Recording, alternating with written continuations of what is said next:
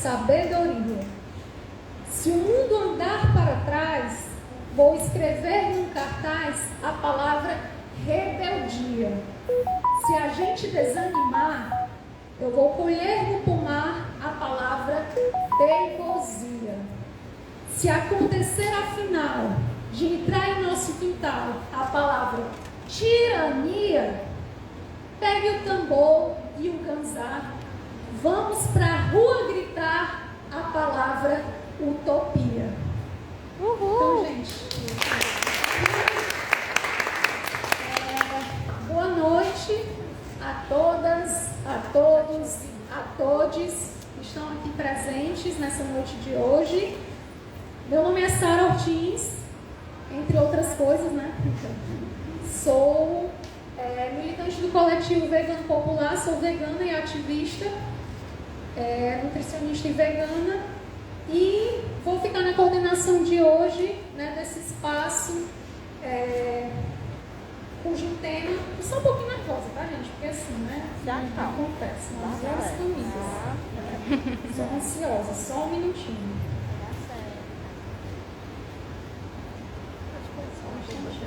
Sim, essa aqui, ó.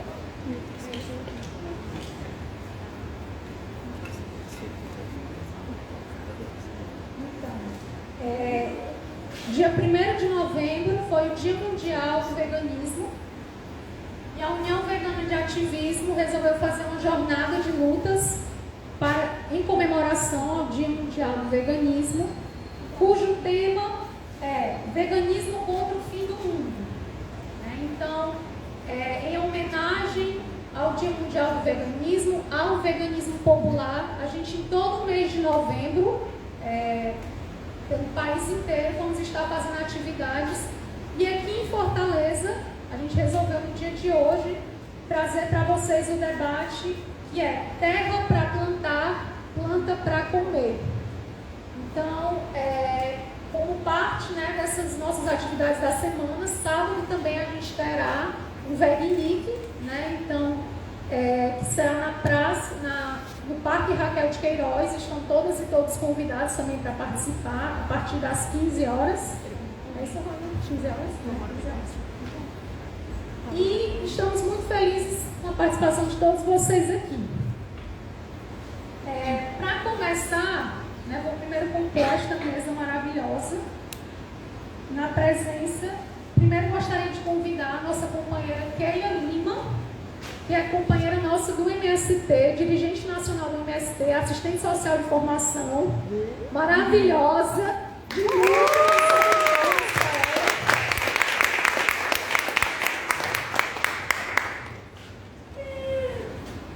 Gostei. E para compor a mesa também a nossa companheira maravilhosa do RN para o Mundo, Sandra Guimarães, que é cozinheira e escritora nordestina. Gente, é muito importante dizer isso. Participa da construção do veganismo popular no Brasil, além de ser uma militante feminista e LGBT. É uma das fundadoras da UVA, União Vegana de Ativismo, que a gente vai estar conversando aqui hoje também, sobre uma rede de coletivos antiespecista e anticapitalista espalhadas por todo o território brasileiro. Seja bem-vinda à nossa casa, ao Centro de Formação Frei Roberto, que é uma casa do povo, da militância aqui de Fortaleza, que nos acolheu muito bem, e a gente é muito agradecida. Eu vou ficar em pé porque, assim, a pessoa já é ansiosa, né, já fala, então a pessoa gosta de ficar em pé. Então, gente, para começar, né, como é que vai funcionar o nosso debate, tá? A gente vai abrir a fala, né, para a companheira Kelly, para a companheira Sandra, para elas exporem sobre o tema, né, terra para plantar e planta para comer, e o que é que isso tem a ver, né, o que é que o veganismo tem a ver com o MST, por que a gente está aqui na casa do MST, né? Então, o que é veganismo popular? Né? Eu estou só jogando aqui, eu estou fazendo igual fazem comigo, né? Estou jogando só a chuva de ideias aqui, o toró de ideias, elas que vão responder, né? Eu não quero ouvir o que elas têm para dizer.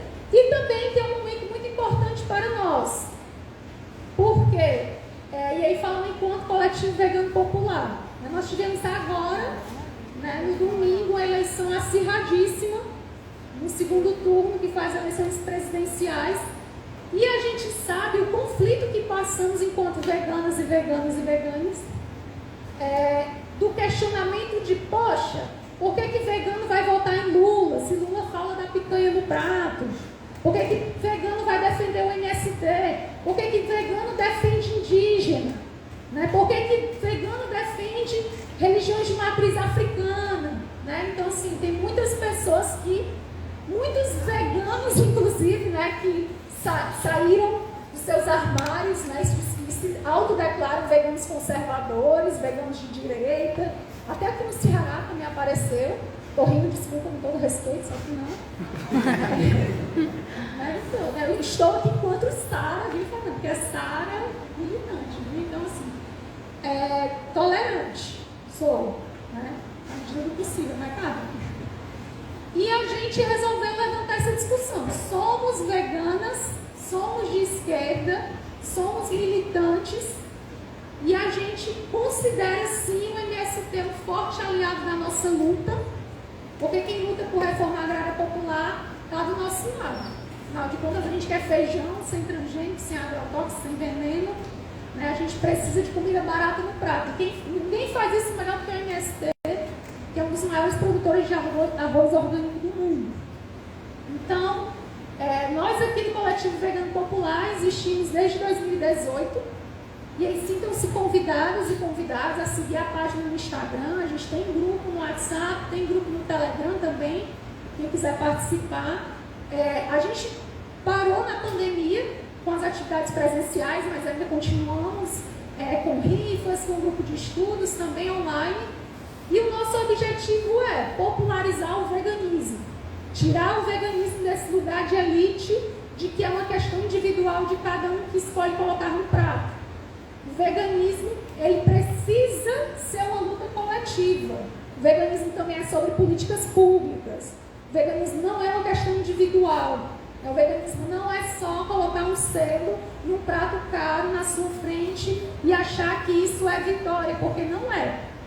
Nós aqui do coletivo discutimos essas e outras questões, assim como as lutas interseccionais, né? A luta antirracista, a luta pelo feminismo, né? Então, a luta contra a LGBTfobia também está dentro das nossas pautas, nas nossas discussões. Então, um vegano, uma vegana que é racista, né? Ou que é LGBTfóbico, ou que é machista, dado dolabella da vida, não nos contempla, tá, gente? Uma vegana que é racista, não vou nem citar não, mas vocês sabem, né? Também não nos contempla, né? Então, a gente está aqui para discutir um veganismo que atravessa todas as opressões. É um veganismo que para a gente poder ter a libertação animal, a gente também tem que ter a libertação humana e a gente não pode garantir essa libertação com fome. Então, falo demais, né? Se deixar eu falo da noite todinha. Já vou passar a palavra para a companheira Keila, que representa o MST aqui pela Direção Nacional do Ceará, para nos contemplar com a sua fala da importância do MST, que é nosso pai e nossa mãe nessa luta, que garante arroz orgânico para a gente, que garante macaxeira, que não é mandioca, é macaxeira, tá? E farinha para a gente poder comer e ser feliz. Então, gente, uma salva de palmas para a companheira Keila.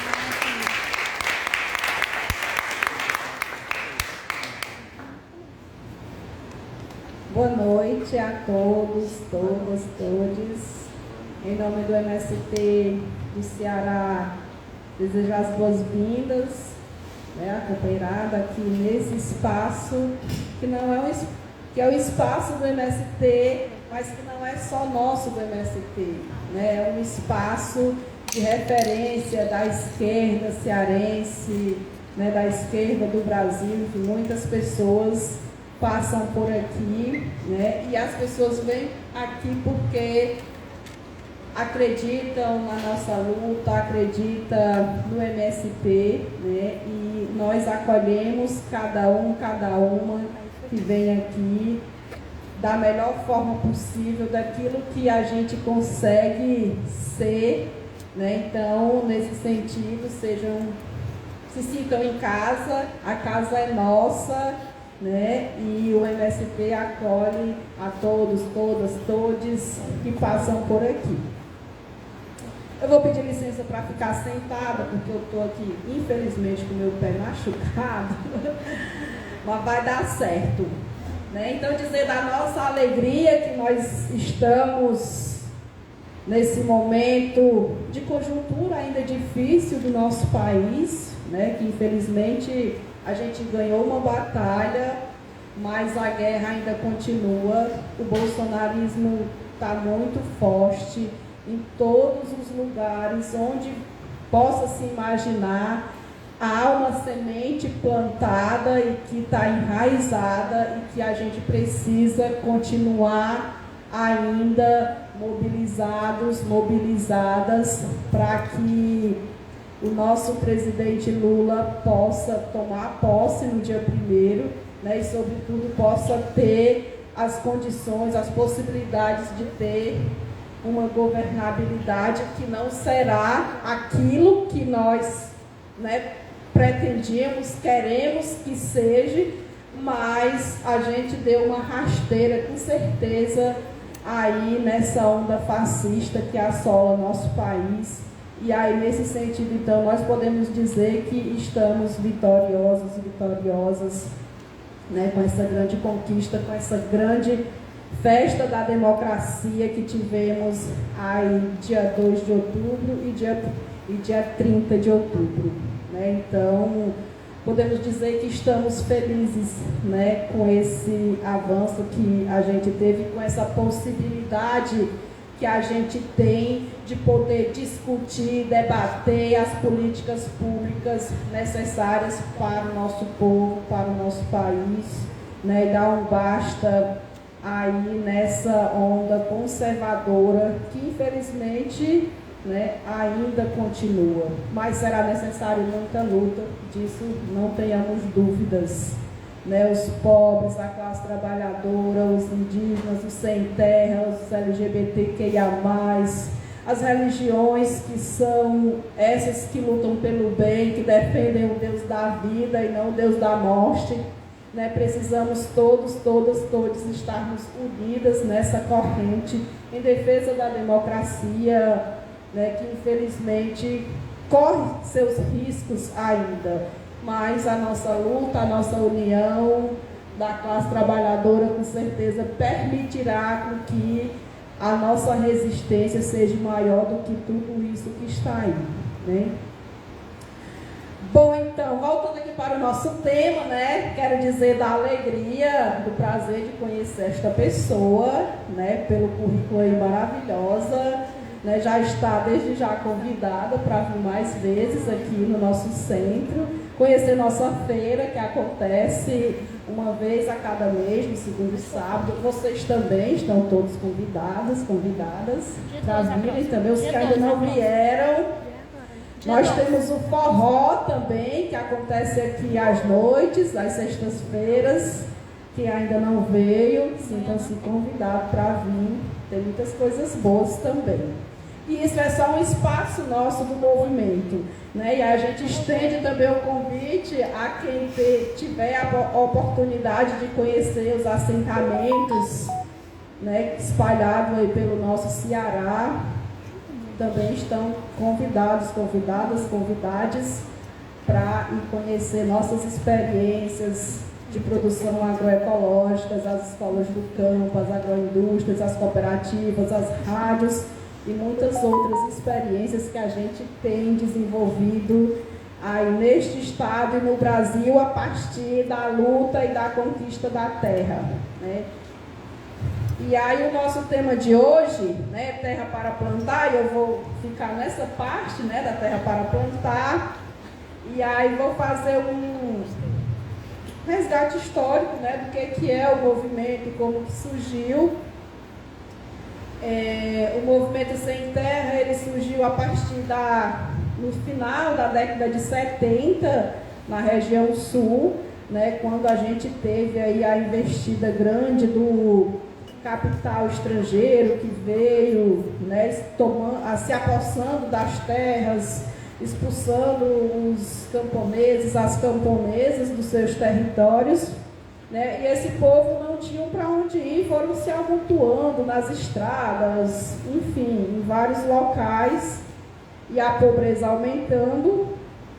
E aí foi em conjunto com a Igreja Católica, sobretudo, né, que começaram as reuniões e de se questionar o que íamos fazer, essa multidão de gente que estão expulsos, que não tem onde plantar, que não tem onde morar, né? Enfim. E aí, a partir daí, foram tendo reuniões e reuniões e decidimos criar esse movimento a nível nacional, né? A primeira ocupação de terra foi no Rio Grande do Sul, na Fazenda Macali, onde foi a primeira experiência, e daí se espalhou-se pelo Brasil inteiro. Aqui no Ceará, nossa primeira ocupação de terra foi em 25 de maio de 1989, né, um complexo de uma grande fazenda que está no território ali de Madalena, Quixeramobim, Boa Viagem, né? Hoje é o assentamento 25 de maio, há 33 anos.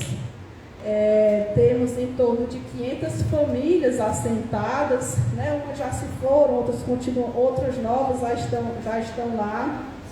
E aí sim foi se espalhando no Ceará essa experiência da ocupação de terra. Não foi simples assim, né? Teve muitas confusão, muitas lutas, muitos conflitos, né? Os coronéis querem matar nós, mas nós ali resistindo, porque era a necessidade, né? A gente não ocupa terra porque nós queremos, mas é a necessidade, é a miséria, é a pobreza, é a falta, é a negação, né? É isso que faz o MST ser o que é hoje, com essa principal função que é, não a principal função, com essa principal forma de luta que é a ocupação. É a ocupação da terra, é a ocupação de outros espaços, quando a gente demanda, né, coisas que são negadas, né? Quando a gente demanda educação, demanda saúde, demanda assistência técnica, e que o Estado não garante, o que nos resta é a luta. E é a partir da luta, então, que a gente tem conquistado o que temos hoje espalhado aí no nosso Ceará, né? Então, o nosso lema, né, central é terra para quem nela trabalha, e nós entendemos que quem trabalha na terra são os camponeses, são as camponesas, né? O agronegócio expulsa os camponeses da terra, o agronegócio explora a natureza, destrói, contamina, mata, né? E a nossa luta é ao contrário disso, né? Nós queremos a terra para trabalhar, para morar, para produzir, né? Para gerar renda, gerar emprego, criar nossos filhos, ter muita alimentação saudável, ter uma boa relação com a natureza, com os seres, né, do meio ambiente. Então, essa é a nossa missão, né? E a nossa luta tem 3 objetivos, que é a luta pela terra, né, a conquista da terra, a conquista pela reforma agrária e uma sociedade justa, né? Não é que vamos conquistando um, depois o outro, isso vai se dando, né? Na medida que você conquistar a terra, você vai conquistando a reforma agrária e, consequentemente, vai criando experiências de novas relações societárias entre as pessoas, entre o meio ambiente, né? E a gente acredita que essa é a nossa missão e é isso que o MST tem feito nesses quase 40 anos de sua existência no nosso país, né? E tanto que temos esse reconhecimento da sociedade, né, como esse movimento de luta, de resistência, que não luta só mais pela terra, não só mais pela reforma agrária, né, mas que está em outro patamar também da luta política do nosso país, tem muita incidência nisso, né? Dentro desse debate do veganismo, né, tenho que dizer aqui que não tem um acúmulo sobre isso a gente já tem nos possibilitado fazer várias discussões em torno disso, a nível nacional, né, alguns seminários que a gente tem participado, mas a gente não tem aprofundado esse tema, né? Então não vou entrar nisso porque não tenho elementos suficientes necessários para trazer para cá por ignorância mesmo, né? A gente não tem nos detido a aprofundar isso, né? Mas a gente tem debatido, refletido e lutado muito por soberania alimentar, né? E a soberania alimentar, ela se possibilita a partir do acesso à terra. E posso dizer aqui de que essa questão alimentar, né, ela está muito ligada com o histórico de negação que se tem dos camponeses, das camponesas também, né? Então, as fazendas, os latifúndios onde as pessoas moravam, elas não tinham a permissão, né, de plantar além daquilo que o dito dono da terra dava autorização, né, e na grande maioria dos casos era plantar o milho e o feijão, que é da nossa cultura mais relevante aqui no estado do Ceará, e ainda essa produção teria que ser dividida com o patrão.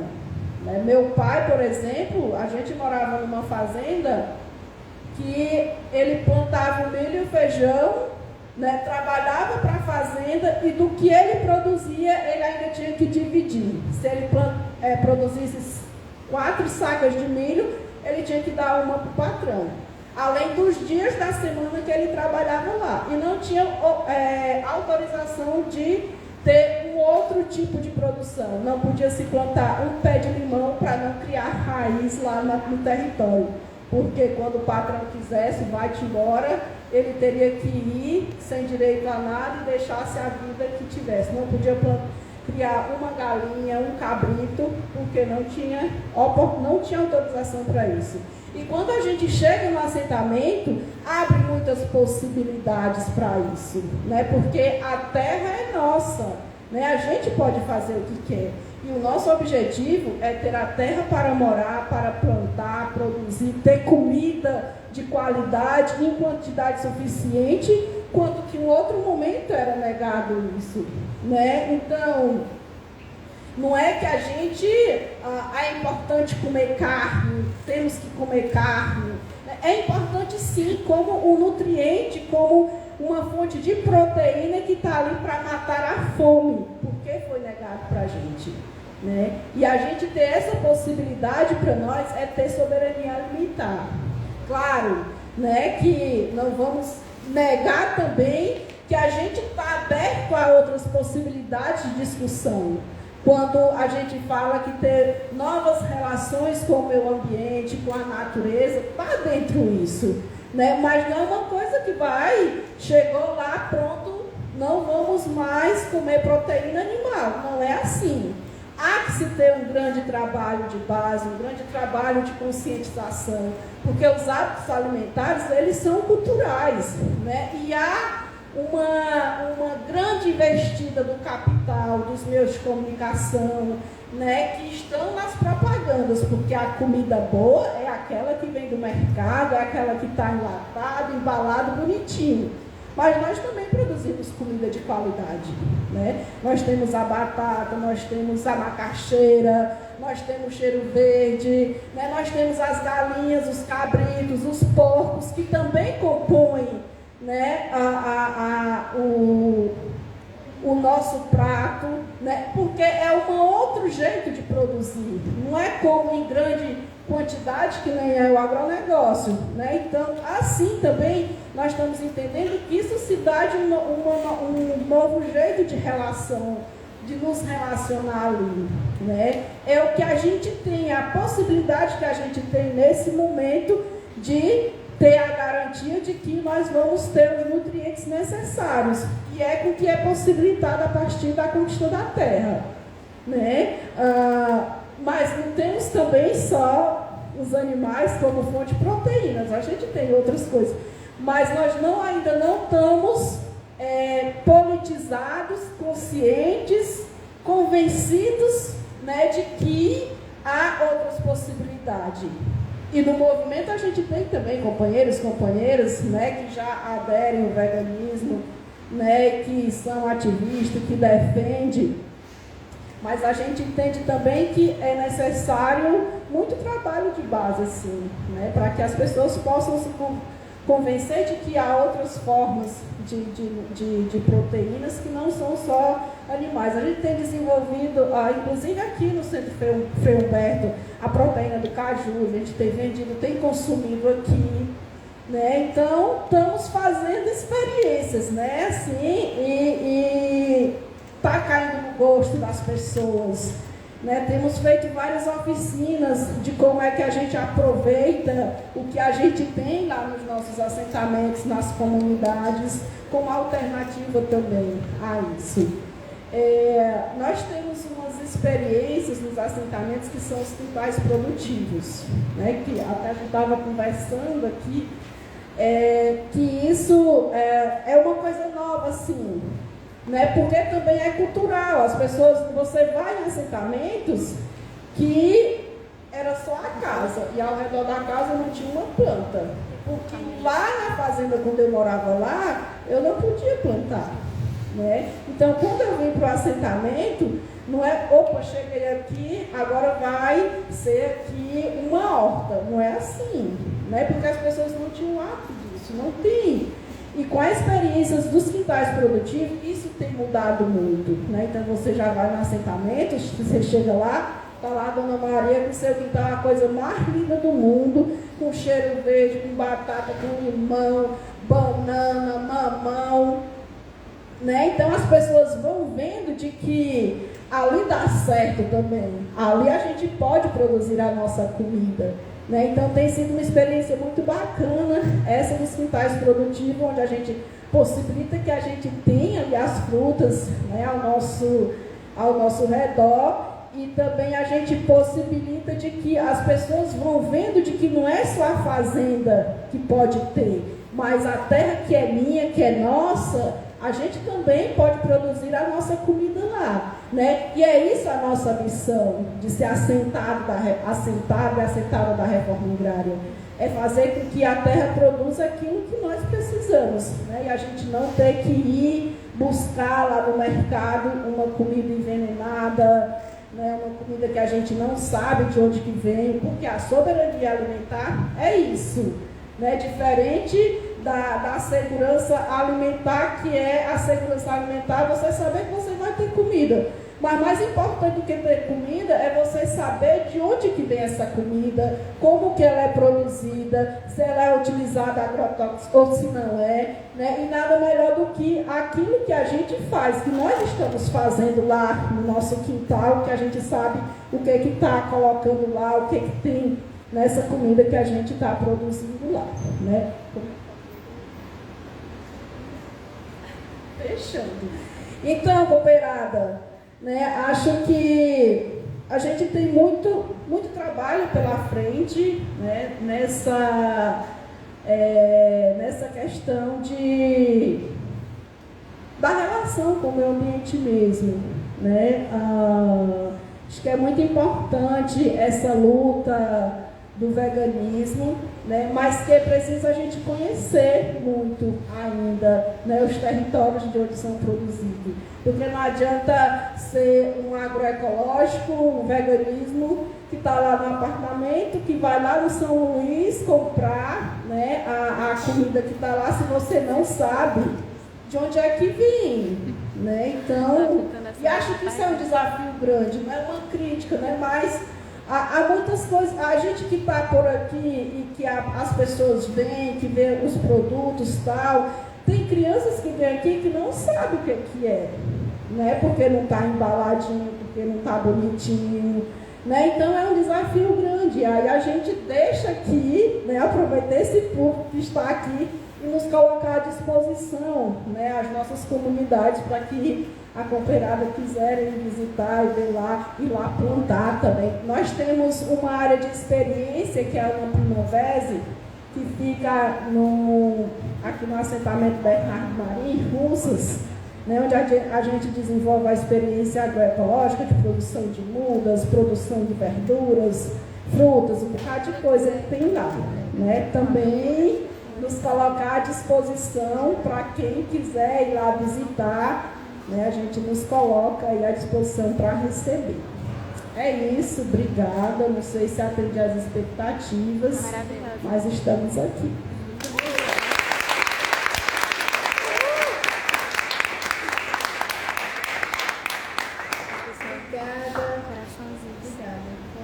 Acho que superou nossas expectativas. Acho que vocês estão escutando todo mundo? A galera lá atrás, não tem tanta cadeira aqui, chega mais. O pessoal com medo. Fugindo do ar-condicionado. Vai o calor muito. A parte, né, do planta para comer, a gente se dividiu assim, né, o tema da noite é terra para plantar e planta para comer, que inclusive não fui eu que essa frase não é minha, né, é de uma artista, Luísa Morgado, lá de Recife. Ela tem, vai virar a blusa da uva, ela tem uma arte, um pôster lindo, com um monte de agricultor e agricultora plantando e com essa frase. Foi daí que me inspirou, porque para mim isso resume muito a nossa aliança com o MST, né? Sem terra para plantar não vai ter planta para vegana comer, né? Então, assim, é bem óbvio, né?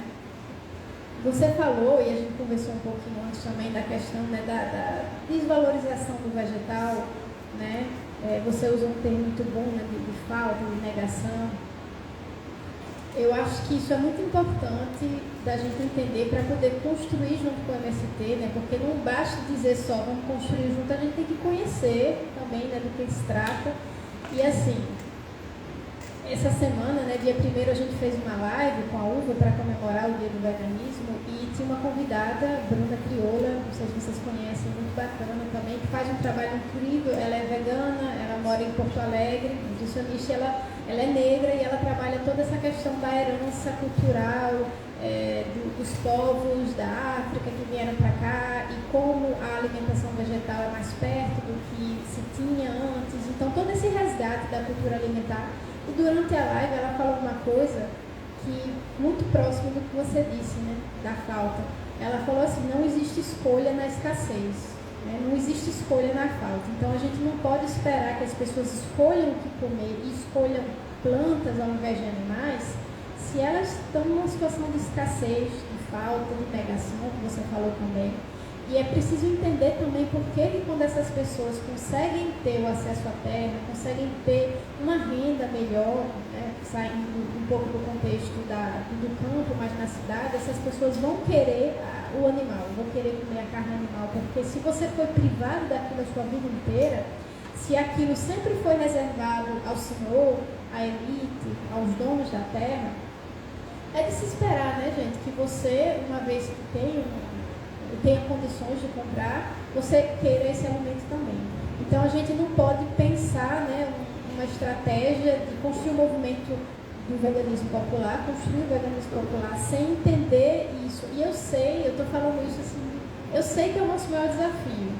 Não, nosso maior desafio é a reforma agrária. Né? Uma vez que a gente consiga popular, quando a gente conseguir a reforma agrária popular e todo mundo estiver plantando e tiver comida para todo mundo, o nosso desafio vai ser fazer com que as pessoas parem de associar abundância animal. Porque a gente sabe onde veio, mas a gente só vai conseguir chegar num ponto onde a gente vai parar de associar abundância animal quando a gente tiver suficiente para todo mundo e já tiver nisso há um tempo. Né? Então tem essa desvalorização do alimento vegetal que é muito antiga. Se a gente for pensar na época mesmo da colonização, que nunca acabou, né? A gente sabe que a Amazônia ainda é colonizada, mas quando o Nordeste, vamos ficar aqui no nosso território, era colonizado, eram os senhores que tinham os rebanhos, né? E a roça, no máximo, como ela explicou, né? Às vezes nem plantar, mas no máximo você tinha direito a ter uma rocinha, geralmente feijão e milho, né? Uma macaxeira para você se alimentar. A carne era do senhor. Então criou essa hierarquia de que a carne animal, né, o alimento animal é o alimento do rico, é o alimento da elite, e o feijão, a macaxeira, é desvalorizado. Então, isso também nos foi colocado na cabeça. Muita gente esquece ou não sabe que antes desse território que a gente conhece como Brasil ser invadido e colonizado, não tinha vaca aqui, não tinha galinha, não tinha porco. Todos esses animais foram trazidos pelos invasores, pelos colonizadores, porque eram a comida deles. Então, desde o começo, né, da colonização desse território, que veio os senhores, aqueles que detinham o poder, e diziam, a comida boa é a nossa, é a carne. Isso que vocês comem, vocês indígenas, macaxeira, milho, isso não presta. O que presta é o nosso. E, infelizmente, mais de 500 anos depois, a gente ainda luta muito com isso, né? Ainda é muito forte na mente das pessoas que o feijão é a comida do pobre, né? Que a macaxeira é a comida do pobre. Eu sonho com um dia que a abundância seja uma mesa com macaxeira, feijão macaça, arroz da terra, milho, uma batata doce, e a gente vai dizer, que fartura, né? E eu me lembro, eu sempre conto esse exemplo, porque é muito assim, traduz e ilustra perfeitamente isso, né? Minha família é do sertão, do Rio Grande do Norte, e aí muitos anos atrás eu fui visitar umas tias, e a minha tia, era a primeira vez que ela me recebia desde que eu tinha me tornado vegana. E aí ela dizia, minha filha, o que é que eu vou fazer para você comer? O que é que eu vou fazer? Eu dizia, tia, a senhora faz o de sempre, feijão verde, arroz, salada, cozinha uma batata, faz uma saladinha. Ela fez um banquete, né? Tinha feijão verde, arroz, farofa, tinha batata cozida, macaxeira cozida, salada, manga, importante. Meu avô, inclusive, dizia que quando tinha manga não precisava de mistura. Manga. E aí eu fiz aquele prato enorme, porque Sara sabe bem que vegana não tem estômago consumidor, né? Então a gente fez aquele, eu fiz aquele. Porque comer é bom. Eu fiz um prato gigante. O prato da minha tia era idêntico ao meu, a única diferença é que tem uma coxa de galinha. Aí a minha tia olhou pro meu prato, suspirou e fez, minha filha, não achou nada para comer, não foi? E aí vocês vejam a que ponto a gente assimilou a mensagem do colono que a nossa comida não é comida. Que se não tiver uma galinha, não é comida, está faltando. Isso é muito triste, porque isso desvaloriza o trabalho de quem planta, isso desvaloriza o que vem da terra, desvaloriza a nossa cultura alimentar também. A gente é o povo da macaxeira. O amendoim é daqui, gente. O amendoim é nosso, a macaxeira é nossa, do girim. Quantos feijões não tem aqui? E aí você vai num restaurante brasileiro, no estrangeiro, é só carne que serve, né? Porque isso é a comida brasileira. Né? Então a gente tem que entender isso tudo na nossa militância, né, vegana, na hora de construir o movimento, mas na hora também de dar a mão para os companheiros e as companheiras de outros movimentos. E, como você explicou muito bem, o tamanho da exploração animal do agro, e quando a gente compara isso com a produção familiar, gente, é muita hipocrisia a gente chegar para um agricultor familiar e julgar ele porque ele cria animais. Obviamente, eu sou antiespecista, eu espero que, eu não vou ver na minha vida, mas eu espero que um dia nenhum animal seja explorado e nenhum animal seja visto como comida, mas enquanto houver o agro, enquanto houver o capitalismo, enquanto o agronegócio matar no Brasil uma vaca, um porco e 188 galinhas por segundo, a gente não pode julgar, apontar. O agricultor familiar não é o nosso inimigo, gente. A gente está errando algo. Não é o sem terra, é o agro. Sem terra é o nosso aliado. Né? Então, é muito importante ter consciência disso. Então, da colonização, e eu, voltando para a questão da colonização, eu acho muito importante a gente ter consciência disso, a que ponto, né?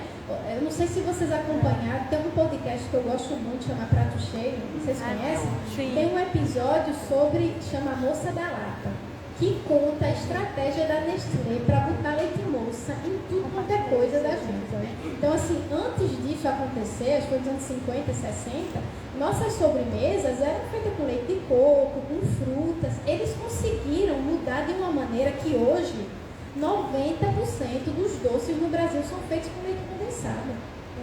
Olha só, de uma empresa suíça, né?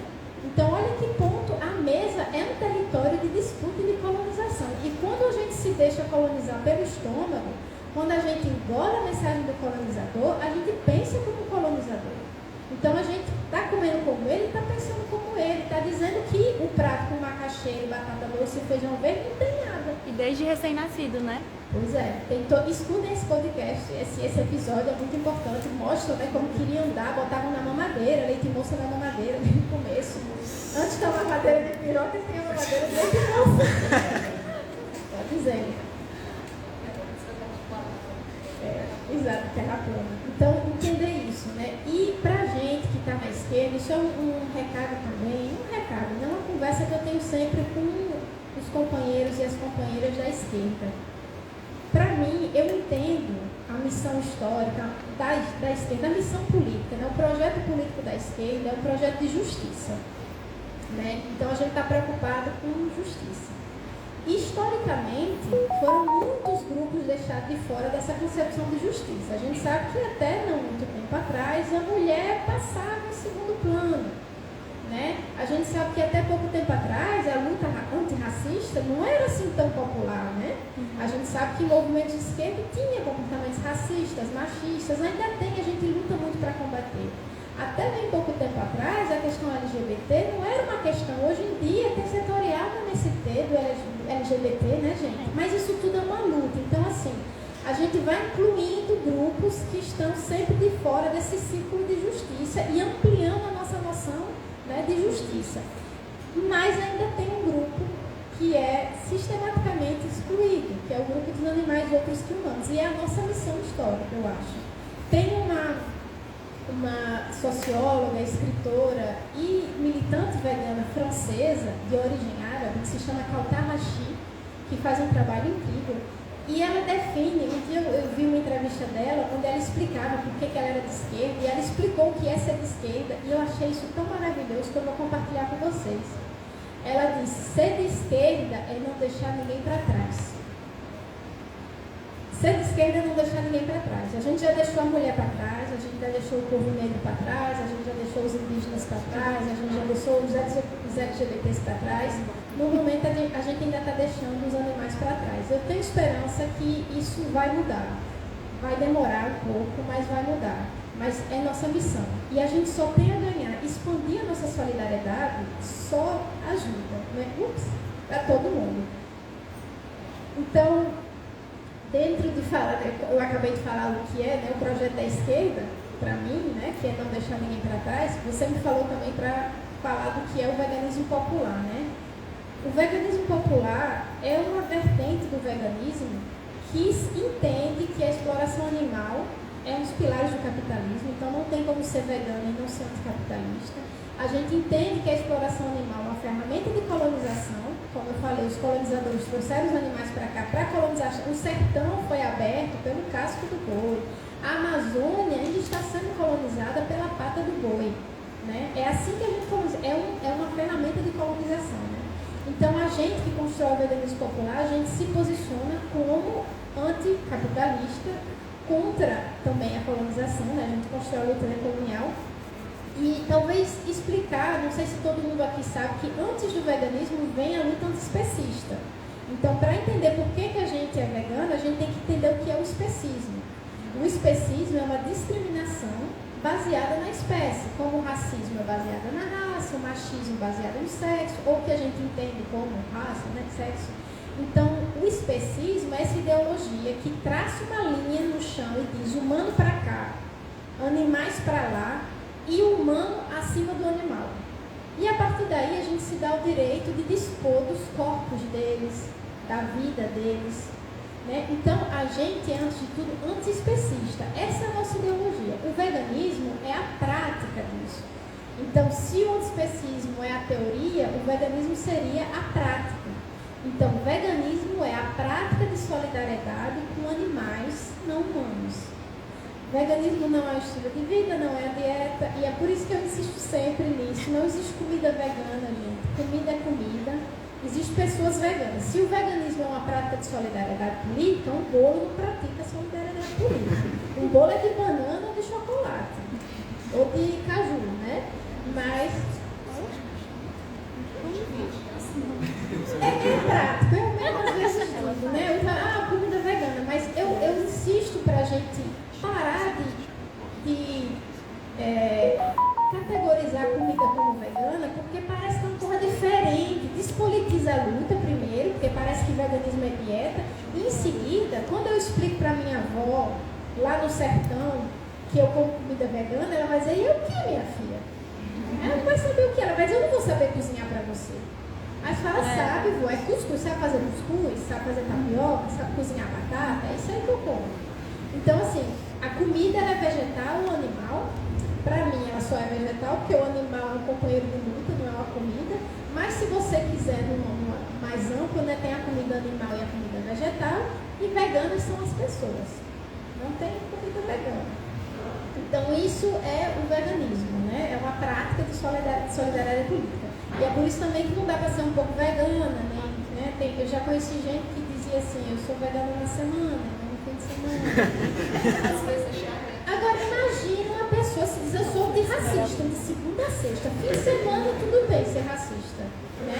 Não tem. Eu sou assim, não gosto de machismo, mas de vez em quando, uma vez por semana, no Natal, tudo bem. É estranho, né? Então não tem. Aí a alimentação ela é vegetal, gente. Né? Isso é o veganismo, né? A prática, como é que eu tenho isso já passei. Agora que eu falei para as camaradas da esquerda, em geral, uma conversa mais assim direcionada para as pessoas veganas, né? A gente não vai conseguir superar a exploração animal sozinho. Porque para superar a exploração animal, para que comer animais se torne obsoleto, a gente tem que sair do capitalismo. Então a gente tem que colar nos outros movimentos, gente. A gente tem que. Não existe assim, um movimento vegano separado do resto. Então militem em outras frentes. A gente não é só vegana, eu sou mulher, eu sou lésbica, eu sou nordestina. Né? Então a gente se junta em outras lutas e constrói essas outras lutas, até porque a gente precisa ocupar esses espaços também. Né? Como você falou, a gente precisa explicar para as pessoas. Não é obrigação delas saber o que é ser vegana. É obrigação nossa ir lá e conscientizar, politizar. Então, ocupem outros espaços, militem em outras frentes, construam a luta vegana junto com outros movimentos. Senão a gente vai se isolar. E nisso, façam um trabalho de base. Vamos lá conversar com o pessoal. Né? Dia 1º foi o Dia Mundial do Veganismo. Um coletivo lá de Natal, a gente passou a tarde na rodoviária.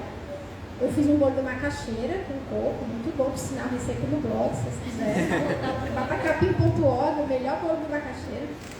Eu fiz uma garrafa de café, fiz um bolo de macaxeira e a gente imprimiu uns panfletinhos dizendo o agro é fome, explicando por que o agro causava fome, né? E do outro lado, quem alimenta o Brasil? E é a agricultura familiar, e é por isso que a gente tem a reforma agrária. E do outro lado, a receita do bolo. Como? Não falei de veganismo, não falei de animais, só falei disso. Que quando a gente coloca a carne no prato, a gente fortalece o agro. Porque 99% da carne no Brasil vem de grandes explorações de animais. Né? E quando a gente faz um bolo de macaxeira, com a macaxeira e o coco, a gente fortalece a agricultura familiar. Falei só disso. Dei a receita do bolo e tive conversas maravilhosas, sabe? Então a gente precisa estar onde o povo está, gente. A gente precisa conscientizar, politizar. Às vezes a gente fica muito entre nós, né? Acho que é um problema de todo movimento, né? Ficar muito entre nós. A gente precisa construir junto com o povo. Então ocupem esses espaços, rodoviários, universidades, né? É muito importante fazer trabalho nesses lugares. E a terceira e última dica aí que eu tenho para o pessoal vegano é a gente faz 15 anos que eu sou vegana. E eu já passei por todas as etapas, né? De achar que eu ia convencer todo mundo, me desiludir, perder a fé na humanidade, voltar a militar. Tudo. E aí, eu percebi que o veganismo, por ser uma prática de solidariedade política, a mudança não ocorre só em nível individual. Eu me tornei vegana sem conhecer ninguém vegano, não conheci nenhuma pessoa vegetariana. Mas a gente não tem tempo de veganizar pessoas, até porque a gente não pode veganizar pessoas, é um processo delas. A gente expõe a informação, a gente conscientiza, a gente politiza e elas fazem as escolhas. Mas o que a gente pode fazer, e eu acho muito importante, muito mais importante fazer, é veganizar espaços. E o que eu quero dizer por isso? Se vocês militam em algum coletivo, em alguma organização, de combinar, gente, quando a gente fizer reunião, não bora comer nada de origem animal, não. Bora combinar que quando a gente faz reunião da militância, a gente come carne de caju, caju, a gente faz pastel de caju e não vai fazer isso. Porque a gente está criando uma mudança do meio, do ambiente, uma mudança de sociedade. É muito mais fácil para quem chega nesse ambiente comer a carne de caju do que o churrasco. Está entendendo? Ao invés de esperar que você sozinho mude, mas toda vez que você vai encontrar os camaradas, os companheiros, está lá o churrasco. A pessoa não consegue resistir, né? Eu encontrei muita gente que me dizia isso. Olha, eu queria muito comer menos carne, mas toda reunião está lá a carne, está lá o bolo. Aí é difícil, como está na mesa, eu não consigo resistir. Então, assim, vamos veganizar espaços. Se vocês fazem parte de coletivo, de organizações, combinem, diga assim, gente, em casa vocês comem o que quiser, a polícia vegana não vai bater na porta de vocês. Vocês comem o que vocês quiserem, mas vamos combinar que nos espaços de luta, a gente não combina, não tem um cartaz ali na frente dizendo nesse espaço a gente não tolera discriminação de orientação sexual, de gênero, não tem. Ninguém está vigiando o que a gente vai fazer em casa, né? Mas assim, a gente não tem esse consenso que nos espaços de luta a gente não reproduz dominações.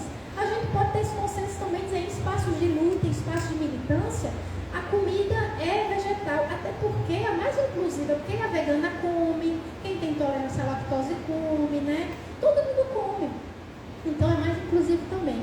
E aí, pensando nisso, a UVA está com uma luta muito forte, né, para a questão do PENAI, né? Vamos falar de alimentação escolar. Isso é muito importante, muito importante. Vocês sabem, eu imagino que sabem, que 30% da merenda escolar tem que vir da agricultura familiar, né? Graças a uma lei que foi passada por Lula, inclusive.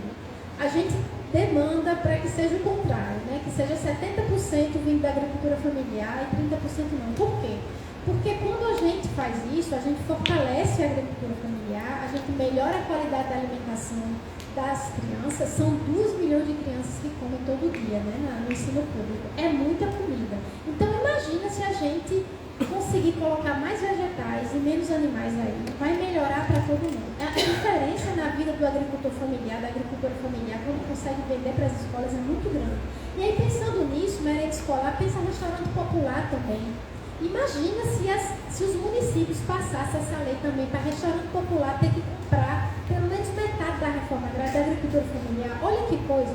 A gente consegue fortalecer o campo, a gente consegue melhorar a alimentação das pessoas e, ao mesmo tempo, diminuir a exploração animal. Então, a gente tem que procurar alternativas, soluções que sejam benéficas para todo mundo. E pode, gente, é por aí mesmo, sabe? Restaurante universitário também. Eu pensei em hospital, já pensou se a comida do hospital viesse da agricultura familiar? Das prisões, se a comida das prisões viesse da agricultura familiar? Então a gente tem que lutar para que isso aconteça, né? É um sonho, mas... Então, você falou, né, agora há pouco, assim, que no MST a gente tenta mudar a relação, né, com o meio ambiente, com a natureza, e eu acho que isso é também... está no coração da nossa luta, né? O movimento vegano, a luta antiespecista, é uma luta para criar novas relações com o vivo, com todos os seres vivos, né? Então, não é sobre dizer o que você pode comer ou não pode comer. Não é chegar para você e falar pode, não pode, está errado. É você perguntar às pessoas, né? Que pedir às pessoas, na verdade, que elas tenham um pensamento crítico com relação ao que elas comem, a quem elas comem, por que elas comem o que elas comem e que sistemas elas reforçam quando elas escolhem comer isso, que sistemas elas enfraquecem. Então, o que elas estão reforçando quando elas botam a carne no prato, o que elas estão reforçando quando elas botam a macaxeira no prato. A gente quer isso, a gente quer criar, né, mais para frente, outras relações com os seres vivos, não só a natureza como um todo. A nossa utopia é ousada. A gente ousa muito, a gente ousa sonhar, vou terminar. A gente sonha que o animal não seja mais uma mercadoria. A gente sonha que o animal não seja um alimento, que ele seja... A gente vê já o animal como um companheiro de luta. Eles são explorados como nós, eles sofrem debaixo do capitalismo como a gente. Eu vejo animais hoje como companheiros de luta e não como mercadoria. Essa é a nossa utopia. Então, para terminar, acho que a gente vai abrir para a pergunta, né? A gente tinha pensado em cantar uma musiquinha, tem uma música né, do MST que, para mim, traduz muito bem, resume essa nossa ligação do movimento vegano com o MST. E quem me ensinou foi um sem terra, lá de um assentamento do sul da Bahia, Terra Vista, que disse, você conhece essa música, seu pai e meu pai é sentado. Seu pai me ensinou não? Eu disse não. Aí ele cantou pra mim. Ele cantou porque eu tinha acabado de explicar o que era o veganismo pra ele. Ele disse, mas a gente tem a mesma coisa, olha, tu conhece essa música? E aí ele cantou essa música. Eu não vou cantar a música não, que eu já passei muito do meu tempo, mas o refrão da música diz, e assim já ninguém chora mais, ninguém tira o pão de ninguém, o chão onde pisava o boi é feijão e arroz, capim já não comeu.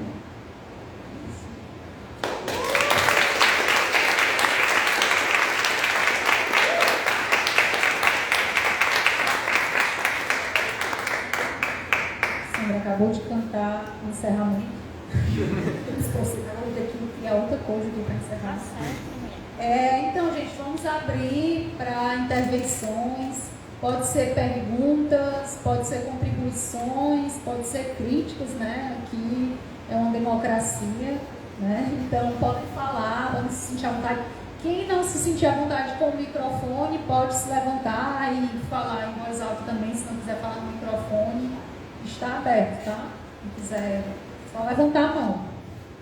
E também lembrando, a gente está transmitindo ao vivo, tá? Pelo Instagram da UVA, União Vegana de Ativismo. Também convido a quem não conhece a UVA, a quem não segue a UVA nas redes sociais, seguir lá a União Vegana de Ativismo, assim como o nosso coletivo local, o Coletivo Vegano Popular, tá, gente? Então, usar roupas aí para a gente poder seguir crescendo nessa luta e nessa unidade.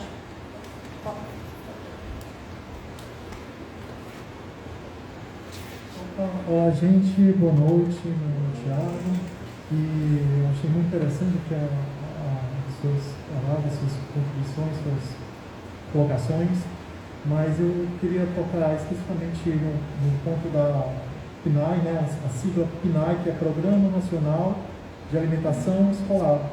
Eu fui ver as notas técnicas, tem várias notas técnicas, dentre elas, uma sobre alimentação vegetariana para as crianças, né, para alunos de idade escolar.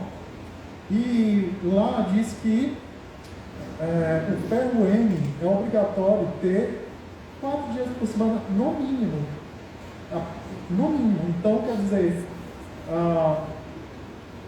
já que são ofertados 5 vezes por semana, né, a alimentação escolar, né? Então, digamos que segunda-feira seria segunda sem carne e de terça a sexta seria alimentação com carne.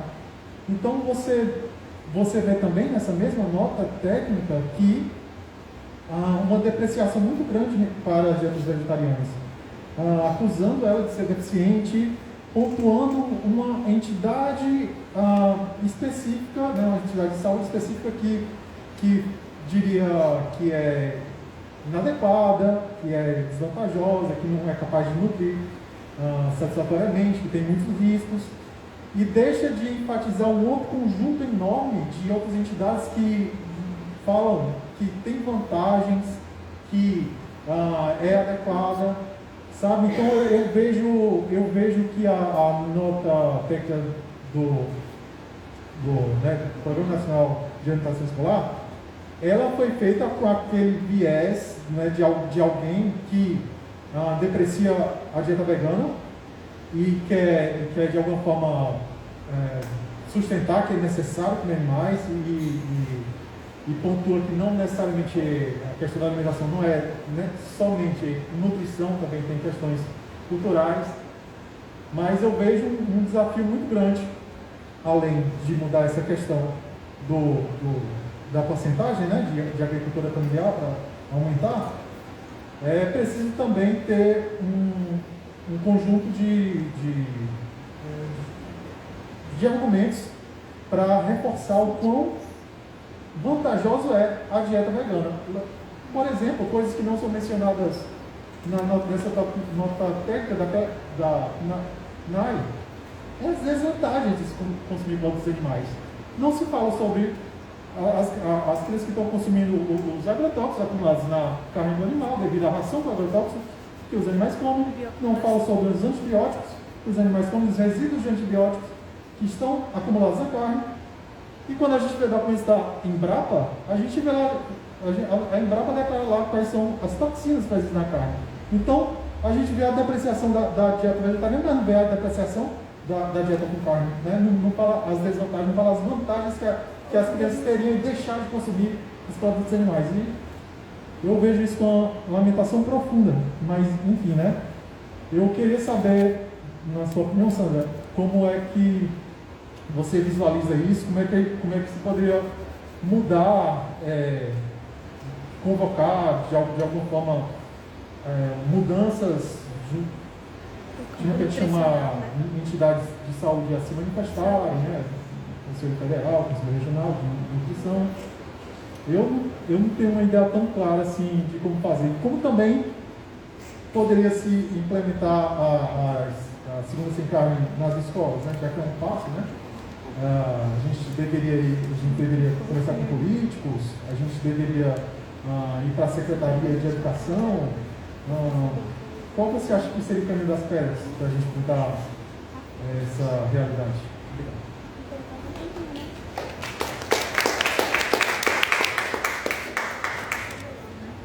Essa questão do ferro M foi colocada, para quem não acompanhou, que não conhece bem, né, existem dois tipos de ferro, né, ferro das plantas, ferro dos animais, e não foi nem a questão de, isso não foi nem criado por pessoas que queriam realmente depreciar a dieta vegetal, foi o agro mesmo que botou, foi uma maneira de enfiar carne em todas as refeições das crianças, foi uma maneira de garantir, porque imagina, com 2 milhões de refeições por dia, né? A pessoa que compra se tem que ter carne em todas elas, né? Olha só o lucro que isso dá, né? Para o pecuarista. É muito grande. Então, mas a gente na uva também levou isso. Quando a gente levou a questão de aumentar o percentual, né, da agricultura familiar que vai para a merenda, obviamente a gente levou com isso. Isso tem que cair também. Essa história de ferro M aí em todas as refeições, 4 vezes por semana, tem que cair também. Porque senão não vai dar. E o que acontece é que, como tem essa obrigatoriedade de ter uma carne animal, né, 4 vezes por semana, e que o orçamento da merenda é muito pequeno, o que acontece? Acontece que as escolas são obrigadas a comprar a pior carne possível. Né? Pizza, mortadela, por quê? Porque tem que botar a carne e, ao mesmo tempo, não tem dinheiro para comprar a carne de qualidade. Então, isso a gente também está tentando construir. Dentro do PT tem um setorial de direitos animais, e a gente já está, na UFA, a gente está construindo junto também, né? Tem o NAP, que é o Núcleo de Acompanhamento de Políticas Públicas dentro do Setorial de Direitos Animais do PT, e a gente teve reunião ontem, inclusive, e a demanda é que se crie um Conselho de Direitos Animais, né? Como já tem né, vários conselhos, que não vai criar lei, mas que vai criar, né, essa demanda por política, se vai criar também a reflexão. E no nível, isso no nível federal, não estou pensando aqui, mas no nível, você perguntou como é que a gente faz aqui, no nível do município mesmo. Isso também é um trabalho para o movimento vegano, gente. A gente precisa se aproximar de vereador, vereadora, deputado, deputada, que tem uma simpatia já, né, que é aberto a isso e tentar levar isso através deles também. Né? Isso é muito importante, é uma aproximação que eu não vejo muito no movimento vegano, né? Com a política formal institucionalizada. A gente precisa, porque esse tipo de lei, por exemplo, impede o avanço, né, do que a gente quer construir. Então, no nível do município, cola nos vereadores e nas vereadoras, tenta construir, tenta ver quem é aberto, né, a quem já tem essa abertura, e ao mesmo tempo a gente vai tentar pautar no nível nacional, né, no nível federal, criar esse conselho.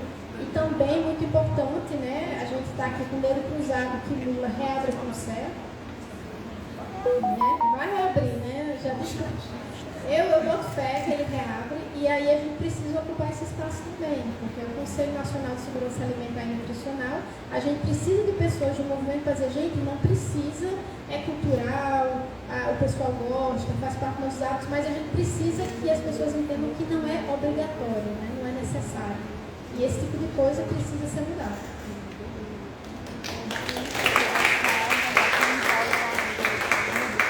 Mais alguém, gente, gostaria de contribuir, levanta a mão? Só para complementar também o que o Thiago falou, a gente já teve um avanço, né, Thiago, assim, a gente vai engateando, né, nessa construção da luta política, porque inclusive Até ontem, o veganismo era considerado como uma questão individual. A gente está discutindo exatamente aqui o veganismo como uma construção política que perpassa, inclusive, pelas decisões políticas e pela construção de políticas públicas. E aí a gente, inclusive, comemora, porque pela primeira vez, pela primeira vez na história desse país, em 2014, o Guia, População para a Alimentação Brasileira, citou o vegetarianismo no Guia. Citou a alimentação vegetariana, incluiu a alimentação vegetariana como parte do guia. E é um guia excelente, lindo e maravilhoso de 2014, inclusive que a gente pensava que ia cair no governo Bolsonaro, mas isso ele não conseguiu destruir. A gente resistiu, derrubou o conselho, mas o guia ele não conseguiu. Então o guia condena ultraprocessados, o guia fala da agricultura familiar e o guia inclui a alimentação vegetariana. E foi feito pelo Ministério da Saúde. Então, a gente tem pautas a avançar, inclusive essa reunião que a Sandra citou, foi porque em março desse ano existiu o encontro do Lula com a companheirada dos direitos animais.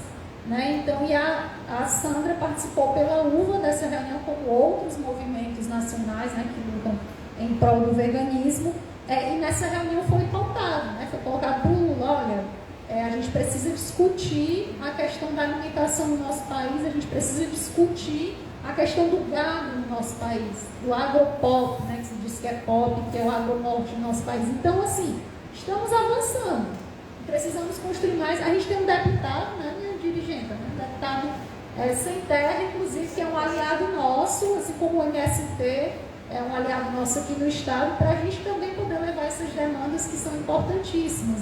Então, incluir as escolas públicas, a gente tem os CUCAs aí também que a gente pode estar incluindo também, ensino e debates, discussão nas escolas também, porque a gente precisa, não é só impor que tem uma segunda sem carne, é conversar com essas mães, incluir essas mães também nessa conversa, Então, porque a gente tem um caso, inclusive, que aconteceu na Bahia, que houve muita polêmica, em relação à alimentação escolar, e que houve até uma deturpação da discussão de que quer impor que a criança seja obrigada a comer proteína vegetal, porque isso não se trata de soberania, a gente não está dando direito de escolha, a gente precisa dialogar, a gente precisa convencer de que é mais barato, é mais acessível, é mais saudável, e a gente tem dados de sobra para isso, a gente só precisa chegar lá onde as pessoas estão nas escolas, E aí, gente, para a gente dar continuidade, tem mais alguém que gostaria de contribuir, tirar alguma dúvida ou alguma intervenção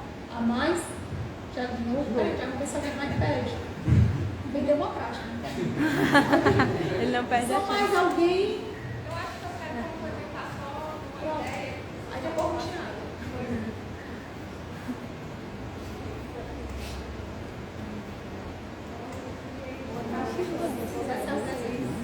Estão ouvindo bem?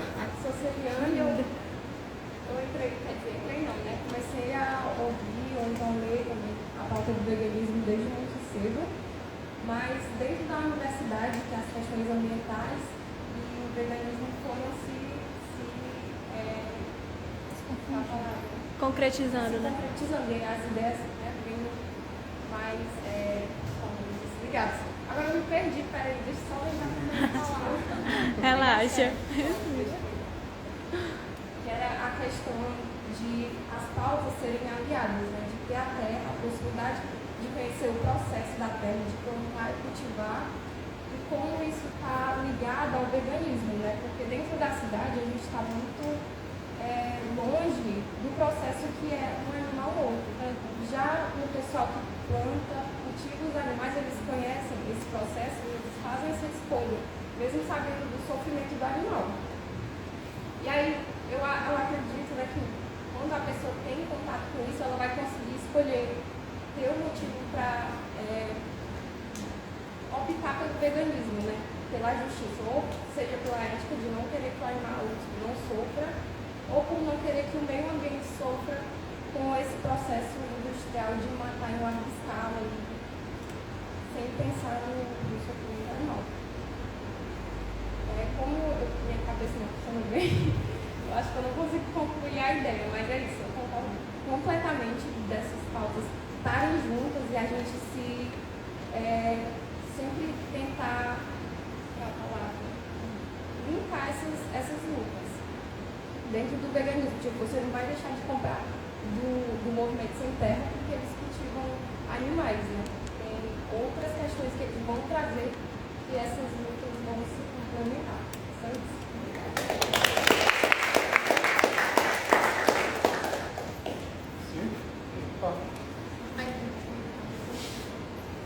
Então, eu vou fazer uma pergunta para ambas, no caso. Você parece com nomes. Keila, eu vou te fazer uma pergunta. Eu não estou por dentro assim, do MST, né, como é que as dinâmicas dele, assim, eu vejo muitas notícias na mídia, né?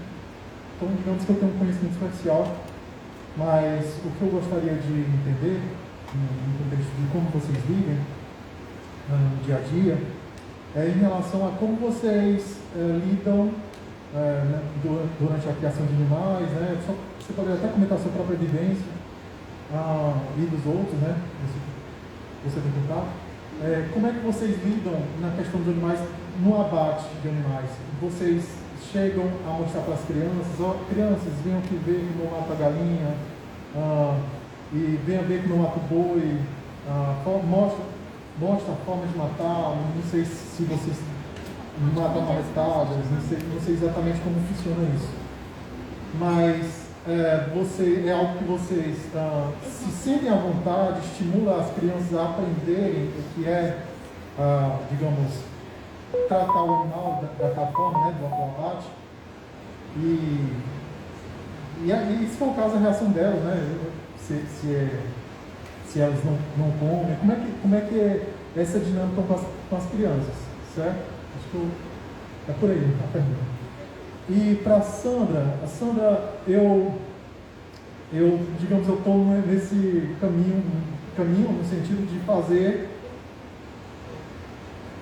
uma maneira proativa de colocar a pauta vegana dentro da universidade. E aí tentar levar a segurança sem carne para a RU. Isso é exatamente o que eu estou tentando fazer agora, colocar a segurança sem carne no RU da Universidade Federal do Ceará. E eu estou vendo que é um assunto difícil, é complicado, tem muitos contra-argumentos, né, que eu recebo, eu tento persuadir, colocar argumentos convincentes, mostro outras universidades pelo mundo, pelo Brasil, que adotaram a campanha Segurança sem Carne, principalmente pela questão dos impactos ambientais, que foram suficientemente convincentes para fazer outras universidades adotarem. Então, será que na UFC também não adianta esses argumentos? Só que na UFC também tem uma questão lá, teve o corte de orçamento, teve corte do suco, aí a questão do orçamento, se a gente dá a carne, já que a carne tem mais caro do cardápio, tiramos a carne, podemos voltar com o suco que foi cortado. E, enfim, muitas contra-argumentações, outros alunos da UFC tentando, digamos, deslegitimizar essa causa, né, da segurança sem carne. Coloca que campanhas de conscientização não deveriam ser feitas colocando uma obrigação. Você não pode obrigar a pessoa a não comer a carne, porque aí já não é campanha de conscientização. Mas eu vejo sentido, sim, em fazer campanhas de conscientização obrigando, né, de forma política, fazer políticas públicas, né, obrigando as pessoas a não fazer. Por exemplo, a máscara, né? A máscara foi feita campanha de conscientização, usem máscara, e ao mesmo tempo foi obrigado as pessoas a usarem máscaras em ambientes fechados. A questão das praias, né? Não sujar as praias. Você também era obrigado a não sujar as praias, ao mesmo tempo que ocorria as campanhas de conscientização. Então, a minha pergunta é como lidar com as pessoas que relutam a adotar essa campanha de segurança sem carne e acha que deve ser totalmente voltado, não deve haver uma obrigação, porque, ao meu ver, me parece muito inconsequente as pessoas que dizem simplesmente não quero aderir e não verificam os dados, não quero saber dos impactos ambientais, não quero saber como os animais são tratados na indústria. Simplesmente dizem não, sabe? E eu vejo como inconsequente. Então, como lidar com essas pessoas? Como você responderia pessoas assim e também falam que é um direito fundamental o estudante também é trabalhador, comer carne, você não pode tirar esse direito fundamental, o direito já garantido. São argumentos assim que eu ouço, principalmente. Quando eu tento fazer que na UFC seja implementada essa campanha. Embora eu achei maravilhoso que nessa iniciativa eu tenha feito pessoas que comem carne entenderem a importância disso, inclusive elas defenderem por mim, né? Tentei levar isso no CEAS, e as pessoas que são no CEAS, que comem carne, ainda assim, viram a importância da campanha. Gente, vamos cortar, que realmente é importante essa campanha. Mas enfim, fiz pesquisa também entre os alunos, coloquei QR Code, cartazes, né? Responda aqui se você apoia ou não apoia, porque assim, aí deu metade apoia e metade não apoia. E aí fui tentar o CEAS, apoia ou não apoia? E aí o CEAS, dificuldade medonha para me responder, mas enfim, tive problemas em muitos CEAS. Os dois CEAS que eu tive problema foi o CEA de História, de Letras e de Pedagogia. São os 3 piores CEAs que eu tive de lidar, assim, sabe? Enfim, acho que eu falei muito, mas tem muitos detalhes além disso. Obrigado.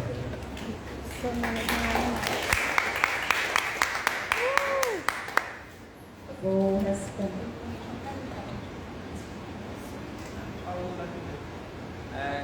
O ponto que eu queria trazer é porque quando eu conheci o veganismo, eu acho que me identifiquei também, eu não tinha noção do veganismo enquanto movimento popular. Né? Eu cheguei pelo veganismo liberal, assim mesmo, sociedade em inglês, etc., mentalidade em inglês, né? E toda essa questão da sua escolha, etc. Aí o meu questionamento fica sobre o veganismo ser um questionamento ético, né? Se era somente questionamento ético, mas eu já vi você defender em lugares que ele é solidariedade para os animais, né? E desenvolver um pouco mais sobre um específico.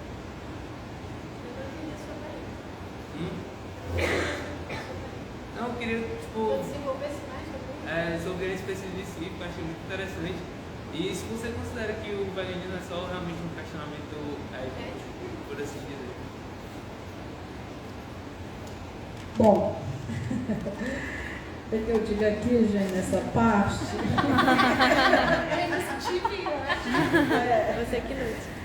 Não, mas como eu tinha falado antes, né, que a gente não tem ainda um debate aprofundado no movimento em relação a essa pauta, né, e dentro da pergunta do que ele fez, é muito comum, não só nos assentamentos, mas nas comunidades, né, as pessoas criam animais para suprir suas necessidades, né, então não tem aprofundado esse debate de não pode matar, não sei o que, é cultural, né? Então, e também não há essa coisa assim, menino, vem ver aqui como é que sacrifica a galinha. Não é isso, assim.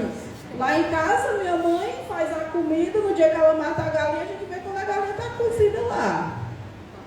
Né? Então, não há uma coisa pré-meditada, não, vamos aqui... Mas não é algo que se ensina? Não, se uma questão ensinar. de subsistência, né? Não é que eu vou querer matar e vou... Não, claro que No não. sentido da criança, No sentido de passar pra frente.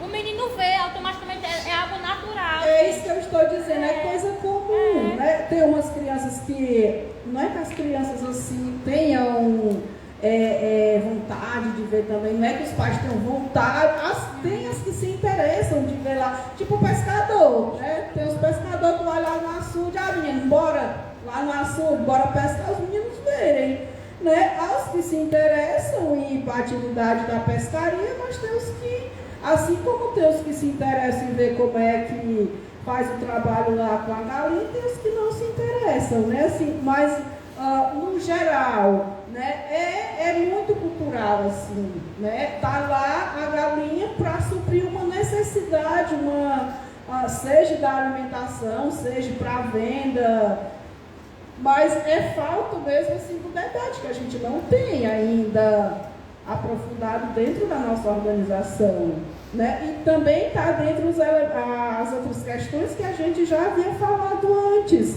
né, que tem a ver com a negação, que tem a ver com muitas outras coisas que são outras dimensões que a gente precisa também ir discutindo e debatendo, e que não é assim, agora todo mundo não vai mais comer carne, não é assim, porque é sobretudo uma luta coletiva de trabalho de base, de conscientização.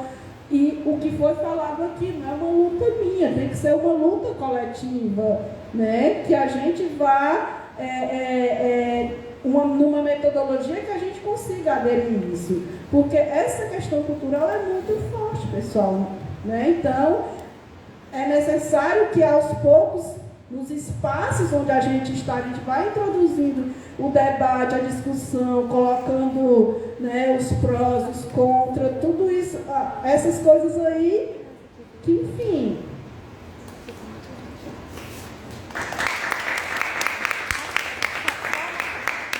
Só um adendo dentro dessa questão que a Keila levanta. Boa noite, meu povo. Sou Margarida, militante do MST.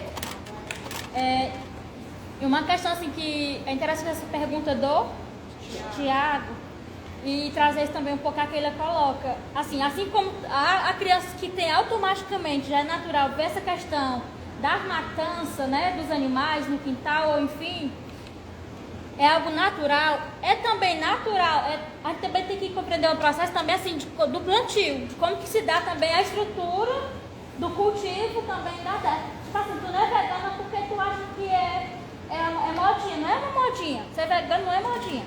É uma opção alternativa de vida. É questão de saúde também. Sobretudo saúde, né? Mas que é preciso também entender assim, como que, para tu chegar a ser vegano, assim, tem todo um processo. Tem uma desconstrução, né? Uhum. Então, assim, tu tem que compreender como que é o processo, como que é o solo, como que é produzido aquele alimento, né? Tipo assim, o menino vê a mãe matar a galinha, mas tem um menino que não quer ver a mãe matar a galinha. Assim também como há interesse do menino que também não tem interesse de ir na roça, de ver como que é o preparo. Nós temos que entender que assim, são questões que estão interligadas, mas que a gente também tem que compreender os processos assim, das relações que se dão a partir disso, né? Uhum. Eu não sou vegana porque eu não quero. Eu não me imagino viver sem comer uma picanhazinha, né? A picanha do Lula, que ele tanto fala. Mas nós temos que entender assim, o que tem por trás disso? São construções e desconstruções, né? E até que ponto nós, enquanto veganos e veganas, eu não sou, mas conseguiria sobreviver, conseguiria sobreviver de fato assim, sem carne, naturalmente, conseguia, sem muita tristeza, sem muita depressão, conseguiria sim. Mas assim, são processos, né? É isso que a Sandra traz. Tu não vai chegar empurrando de goela abaixo, tu tem que ser vegano, não. Para meu filho, vai com calma aí, pisa no freio. Sabe? São construções, são formações. Que dizer isso para minha mãe, que historicamente vem dessa cultura tradicional de que comer bem é comer um prato cheio de carne e que o feijão é que é acompanhamento. Gente, assim, não vai ser fácil, não. É como você pensar na produção orgânica e pensar no processo de a produção, que é tradicional, tradicional, né? Tradicional. Que tu produziu, que tu tem que matar o bicho com veneno, que tu tem que... Pra chegar no processo orgânico, gente... Hegemônica, quase. Meu amor, tu tem que ralar muito o busto no chão, porque é difícil, sabe? Uhum. Então, assim, pra chegar ao veganismo, é um processo também muito... complexo, sabe? Nós temos que entender que não é só ser vegano, simplesmente por ser vegano, não, porque virou modinha, porque não é. É algo muito maior. E o veganismo, assim, tem brincado em muitas outras questões, com as construções. Com certeza. Era um pouco isso. Não sei se me fiz entender, mas era isso mesmo. Perfeito. Gente, boa noite. Boa noite. Eu cheguei atrasado, eu estava lendo outras coisas ali. Eu participei de outro debate com essa companheira. Dá para ouvir? Dá. Em outro momento, mas assim, eu acho que esse é um debate que a gente precisa aprofundar ele. Eu acho que não pode negar. Eu acho que é importante a gente fazer. Não podemos julgar os outros por falta de conhecimento. Então eu acho que o processo ele pode ser tão radical que às vezes, se não for tão radical esse tipo de enfrentamento, eu posso perder alguns processos. Tem processos. Então acho que é fundamental. Acho que é muito bom vocês estar aqui nesse espaço nosso do MST. Essa casa nossa teve vocês, alguns já tiveram por aqui, se é a primeira vez. Se não, fico à vontade para vir quando vocês quiserem, tem várias atividades aqui. Eu acho que tem que nos unir, para além da causa em relação à questão do veganismo, é a nossa luta. contra os retrocessos, é a nossa luta do sistema capitalista. É a nossa luta que contra as injustiças. E esse ponto do veganismo é um dos pontos que eu acho que a gente, não é ignorância, mas nós do MST precisa entender melhor. Eu acho que vocês podem nos ajudar a trazer esse debate. Eu falei, não é ignorância, é porque tem coisas que a gente não vê. Fico muito feliz de saber que essa companheira vem lá nos assentamentos. Eu acho que pode nos ajudar muito. Nós temos nossas feiras aqui, nós temos um grande aqui de São Vegano, que eu acho que é importante. Como é que a gente vai introduzindo isso aqui dentro, entendeu? Ajudar a trazer alguém que fazer comida, que possa nos ajudar em relação a isso. Eu acho que isso é muito importante. Às vezes falta até a gente ter acesso. Eu fiquei. Assim, é muito gostoso comer carne de caju. Eu nem sabia que existia. Eu nem sabia agora, tinha muito tempo que o Humberto que começou. Tá? Então, assim, acho que falta a gente ter mais conhecimento em relação a isso. E lógico, o processo que nós temos nessas comunidades do abate dos animais é isso, tem a ver com o processo cultural e infelizmente, aí, com o processo de subsistência nosso. Então, várias comunidades lá têm lá os animais com uma poupança viva para poder, em momentos difíceis, com esses animais que eles. Mas é um processo, nós estamos avançando no sentido de ter acesso a outras formas de produzir, né? Temos avançado em relação a isso. Mas acho feliz de você estar aqui e nos ajudar a fazer essas provocações que eu acho que são muito importantes. A casa está aberta para você aqui, para a gente compartilhar diversos momentos aí.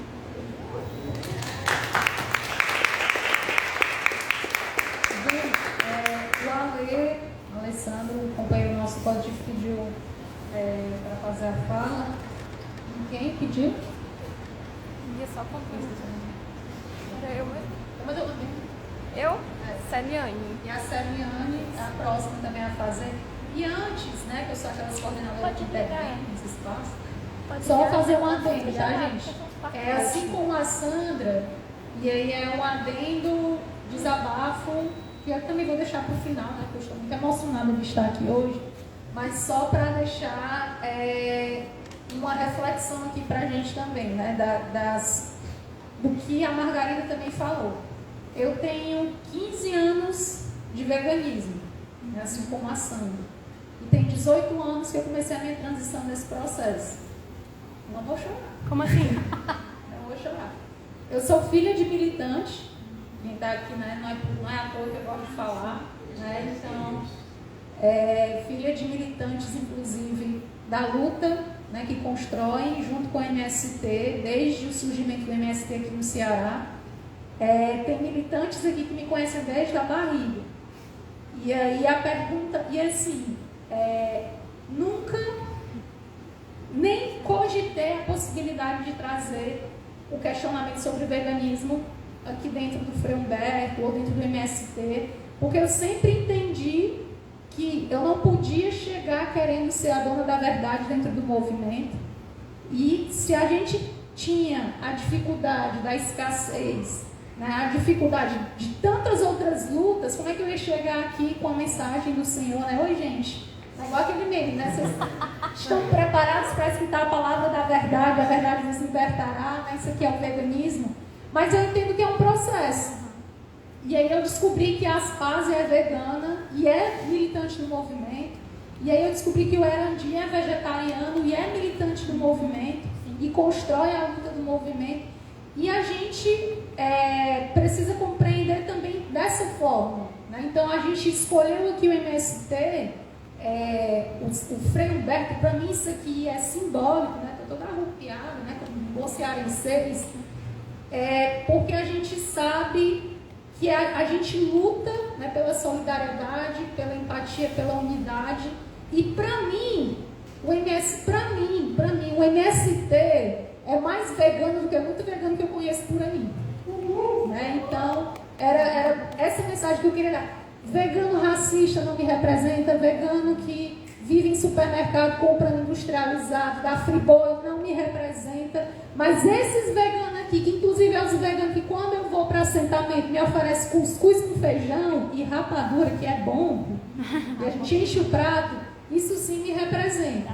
Né? Então, que sabem como tratar os animais, inclusive, que tem a cultura, existe a questão da gente ultrapassar essa barreira do especismo, existe, mas antes da gente condenar o MST, isso vai para o debate também da questão das religiões de matriz africana.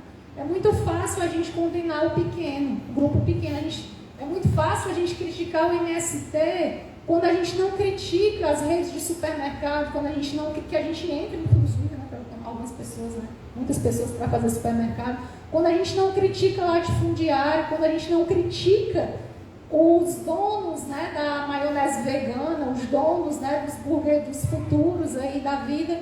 Então eu acho que é uma reflexão importante, porque isso atravessou a gente nessas eleições. Né? Nós fomos cobrados enquanto UVA, enquanto coletivo vegano popular, de por que a gente é vegano e está apoiando a esquerda, porque o MST come animais. Né? Então, porque o Lula quer botar picanha, né? E o Lula até disse assim, gente, vai ter orgânico para vegetariano. Gente, é isso aí. É isso aí. E é assim que a gente começa o diálogo. Né? E o PT tem o setorial de direitos animais também, para a gente poder também estar avançando nessa discussão. Então, era mais assim, para a gente entender que estamos com aliados. Né? Então, eu me sinto muito à vontade nesse espaço, me sinto muito à vontade para fazer qualquer luta dentro desse espaço. E tenho certeza que eu nunca vou passar fome nesse espaço. Isso é uma coisa que eu tenho certeza. E quando eu faço isso, quando começa a pegar os de fato, orgânica. Então, pronto. Então, a Sandra está com raiva e quer o microfone para responder a primeira pergunta do companheiro. Posso acrescentar na sua pergunta, porque conversa com o que a Frida estava falando, né? Estou muito feliz de estar aqui, primeiro porque é a primeira vez que eu estou no centro, né? Não tinha vindo ainda. Depois porque estou conhecendo a Sandra pessoalmente. Nós somos do mesmo estado, né? E eu também cresci na zona rural, né? Eu cresci na zona rural, no interior do Rio Grande do Norte. E também passei por esse processo de cultura, né, de conhecimento, assim, minha avó todo domingo que reúne a família, mata uma galinha, porque para ela isso é muito importante, porque simboliza a comida, a fartura, a união das pessoas. E como a Sandra falou, a minha avózinha lá no interior do Rio Grande do Norte, que mata uma galinha no domingo do almoço, não é minha inimiga. Meu inimigo é o agro. Mas eu passei por esse processo de cultura. Eu via aquilo todos os domingos, eu via aquilo todos os dias. Para mim isso era algo muito natural e que acontecia, né? Para mim que era que eu comia, né? Depois eu fui crescendo e tomando consciência, me tornando vegano hoje. Mas na cidade as crianças também passam por um processo de cultura, né? Como a companheira estava falando, existe um contato na zona rural das crianças com a terra, com o plantio, que não acontece nas cidades. Então as crianças não têm noção e consciência de que a comida é plantada na terra, né? Todo mundo no jardim de infância deve ter feito aquela tarefinha de casa de ligar o ovo ao alimento, a vaquinha, a comida. Então desde criança, até no sistema de ensino, na escola, nós somos ensinados que a vaca, que o ovo, que o leite, que o queijo são alimentos de grande importância nas nossas vidas. E eu não sei se vocês da cidade, que hoje são veganos, se despertam algum interesse pelo McLanche Feliz, né? Que é uma coisa que as crianças adoram. E mim não desperta nada, porque eu não sabia o que era McDonald's. Eu cresci no sítio. Eu descobri McDonald's, sei lá, né? Quando eu virei adolescente. Então eu passo pelo McDonald's e pra mim não faz diferença alguma se eles têm vegano, se não tem. Mas crianças que cresceram na cidade com uma certa condição de renda, que frequentavam shoppings, iam muito ao McDonald's, talvez passem lá e tenham uma memória afetiva. Então, da mesma forma que eu tenho uma memória afetiva quando eu vou para o sítio, vejo minha família, vejo minha avó lá com os animais, eu acho que vocês na cidade também têm memórias afetivas com a alimentação de vocês antes do veganismo, né? Então, não é como se as pessoas na zona rural tivesse uma relação de maior crueldade com os animais, não é isso, né? São formações culturais diferentes dentro do nosso processo de alimentação. Com certeza.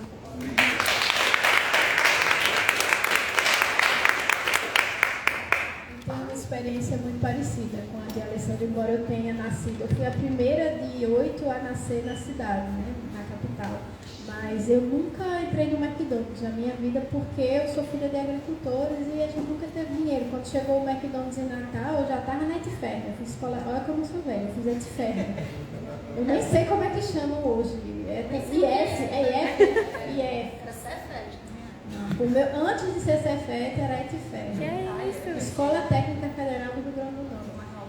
E eu estava já na Etferra, na escola técnica, quando chegou o McDonald's em Natal. Só que eu trabalhava já o dia inteiro, estudava à noite. Nunca entrei no McDonald's na minha vida. Daquele veneno eu não morro, porque nunca provei esse negócio. Então, quando eu me tornei vegana, eu não me interessava se ia ter um hambúrguer vegano para mim, se ia ter um McLanche aí vegano. Sabe o que eu fiz? Jesus, o pirão, como é que eu faço? Aí fiz um pirão de machixe, que hoje é famoso na minha família. Todo mundo viu, entrou até no cardápio de um restaurante lá de João Pessoa. Eu queria era o meu pirão. Negócio do McLanche. Então, assim, eu vou repetir o que o camarada Alessandro disse. O povo rural não é mais cruel do que o povo da cidade, não. Não existe uma diferença. O especismo, ele está na estrutura. Ele é estruturante. Todo mundo nasce dentro do sistema especista. Você vê aquilo é natural. Quando você vai apanhar machixe, você vai matar uma galinha, não tem diferença, né? Quando você... É naturalizado. E assim, eu parei de comer carne, na verdade, eu tinha 11 anos. Porque meu pai sempre criou animais para comer. E com 11 anos, ele matou um bezerro, não era um bezerro, era um cordeiro. Amarrou de cabeça para baixo, embaixo do pé de manga que a gente tinha, no quintal da mangueira, e ele fez um talho, porque ele queria pegar o sangue, né, para cortar e cozinhar também. E naquele dia, estava toda a minha família reunida, naquele dia eu entendi o que era carne. Porque até então, a gente é tão alienada da comida, parece como você falou, a galinha parece cozida, tudo parecia cozinhado, não era carne, sei lá o que era carne, na minha cabeça eu não pensava. E aí eu vi, foi bem triste, porque o bezerrinho, coitado, o cordeirinho, meu pai deu uma paulada, né, porque ele ficar inconsciente, meu coração tem que continuar batendo para expulsar o sangue, né? E aí ele deu uma paulada no bichinho, amarrou as patinhas, ele ficou lá de cabeça para baixo, fez o talho, botou a bacia, e aí ele acordou. E começou a fazer... na minha cabeça de criança, ele estava pedindo socorro, tá, né, gente? Tá. E naquele dia eu entendi o que era carne. E aí eu fui para minha mãe, que estava lá na cozinha, cozinhando, e falei, mãe, a senhora deixa eu não comer mais carne?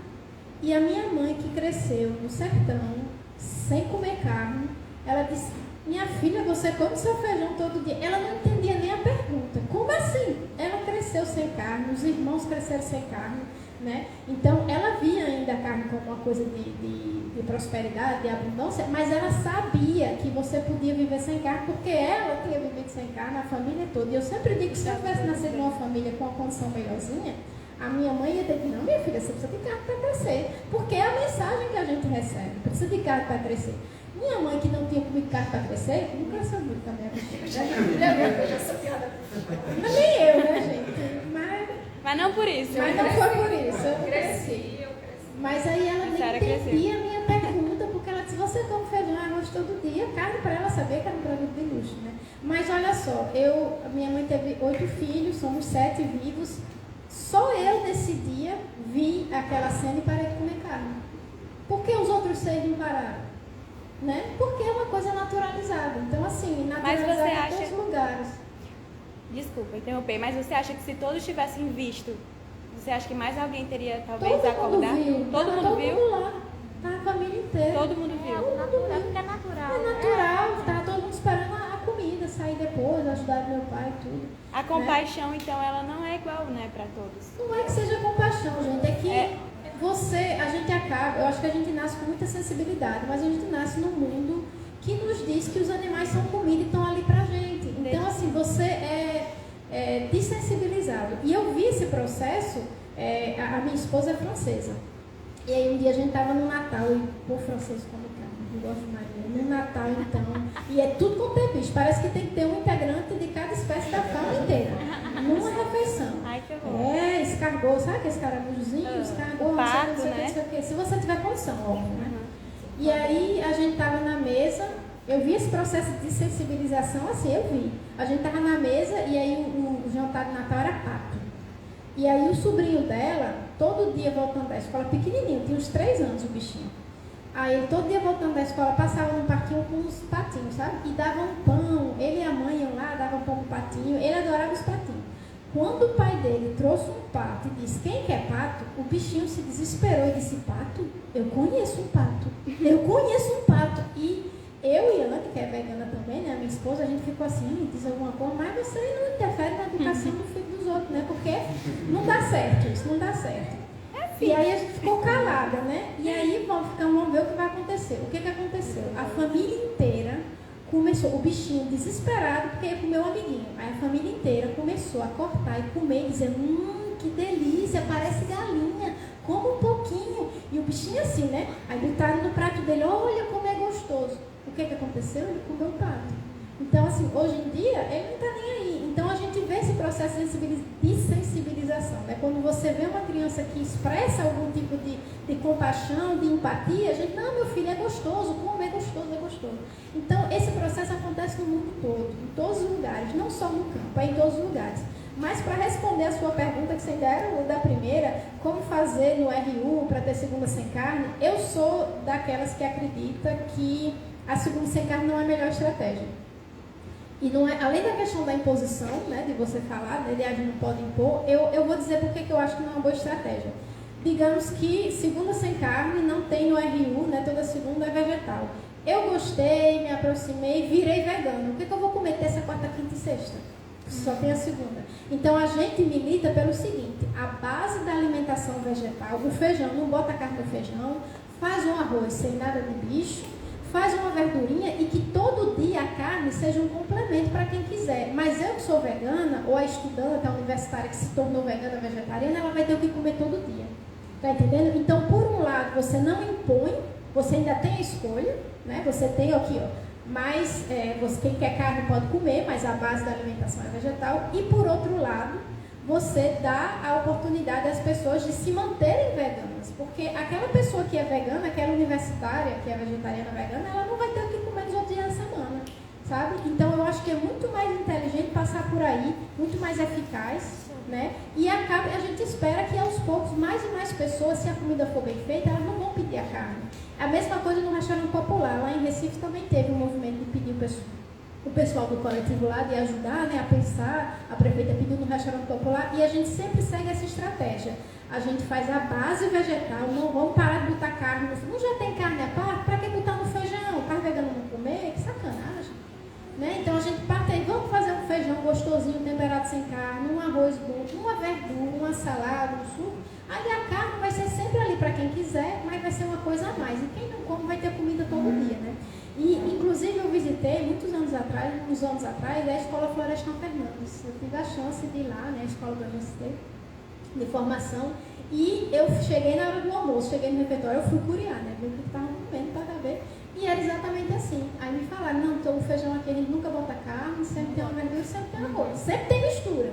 Mas quem é vegano, quem é vegetariano, todo dia tem comida, né? O feijão está lá. Então, eu acho que é por aí. Para responder a sua pergunta, né, sobre o veganismo é ético ou é um projeto político, eu não considero um sem outro. Então, eu diria que o veganismo é um projeto ético-político. Por quê? Eu falei que é uma prática de solidariedade política com os animais. Eu acho que não existe solidariedade sem ética. Por que eu sou solidária aos animais? Porque a minha ética considera que ali está um companheiro de luta e não uma mercadoria. Por isso eu sou solidária a ele, porque eu vejo a opressão dele, eu me vejo na opressão dele, né? E eu quero me colocar do lado dele para sair, para emancipar ele também, porque eu acredito na emancipação de todos os corpos, né? Então, para mim, não é contraditório dizer um ou outro, sabe? É um projeto ético-político e a solidariedade é movida pela ética, né?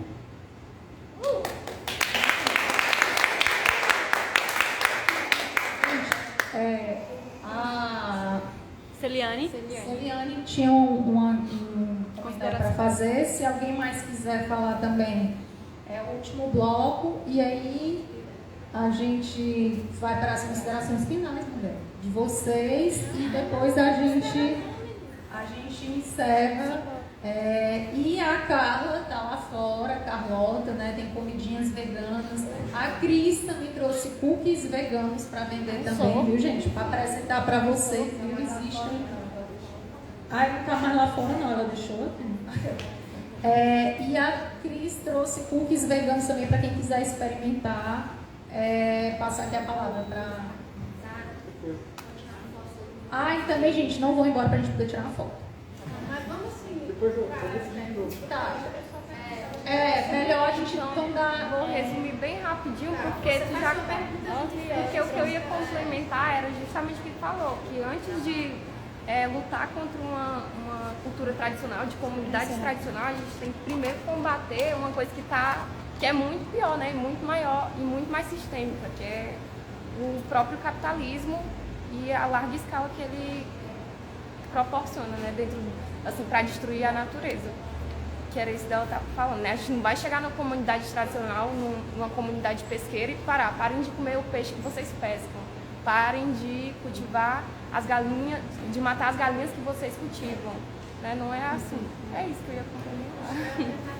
Porque a gente só vai poder sair do especismo quando a gente tiver alternativas. Então, para transformar a exploração, para que a exploração animal se torne obsoleta, a gente precisa mudar a estrutura. Todo mundo tem que ter acesso à comida plena e até chegar lá é um caminho, infelizmente, longo, que a gente tem. Então, vamos só para as considerações finais. Deixa eu ver. Sua combinação ainda precisa passar.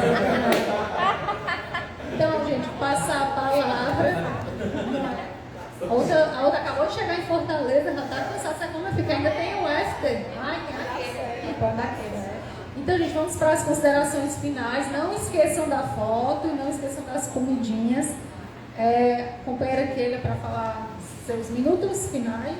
Depois a Sandra e eu ainda vou Sara para falar. Filho da Cineide. Não é ganhando. Então, só queria agradecer pelo espaço, pelo momento. Né? Vejo que é um desafio, é uma construção, que a gente precisa de muitas mãos nessa construção que é coletiva, né? Se nos colocar à disposição, não é porque a gente ainda não fez um debate aprofundado que a gente vai se furtar de não fazer, muito pelo contrário, né? A gente está super aberto para construir juntos, né?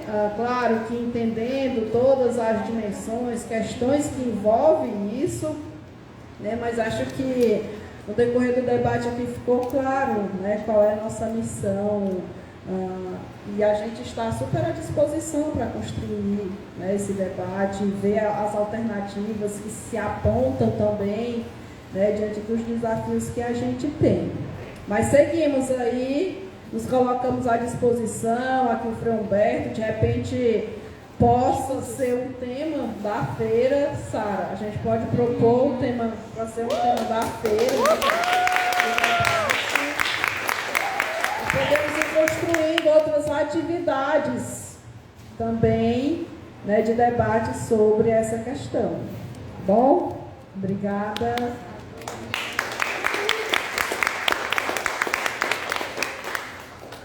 Como consideração final, eu gostaria só de dizer que falam muito da picanha de Lula, mas ele disse que a gente podia comer pastel de caju também. E eu já botei a receita lá no blog, vou fazer na propaganda. apagapi.org. Foi a última receita que eu postei, foi o pastel de caju, gente.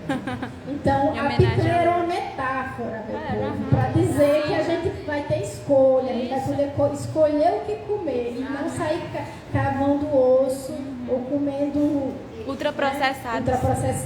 Então, é uma metáfora, né? Porque é para dizer que a gente vai voltar a ter escolha, se alimentar bem. E, como a gente já falou no começo, né, não tem escolha na escassez. Mas comer é um ato político.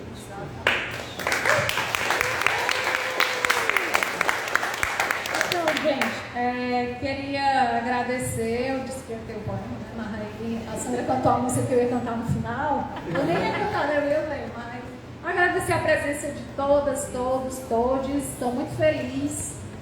Agradecer a UVA, né, pela organização da jornada, por a gente estar ao vivo no Instagram. Vitória, não esquece de deixar gravado, que foi a mensagem que o Tiago me mandou, e eu já te mandei também, porque eu também não saberia fazer isso. Né?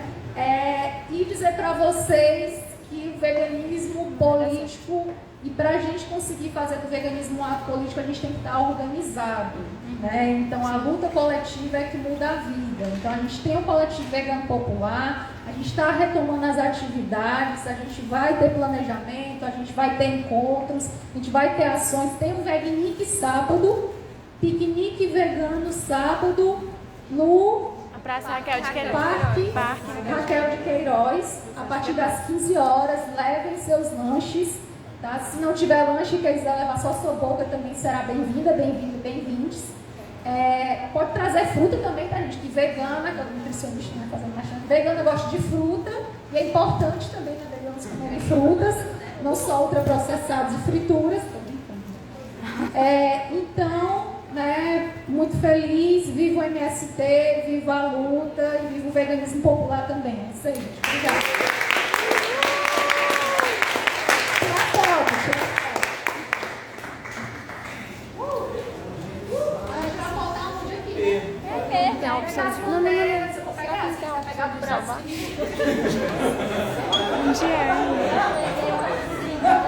Não, acho que encerra e depois salva. Será?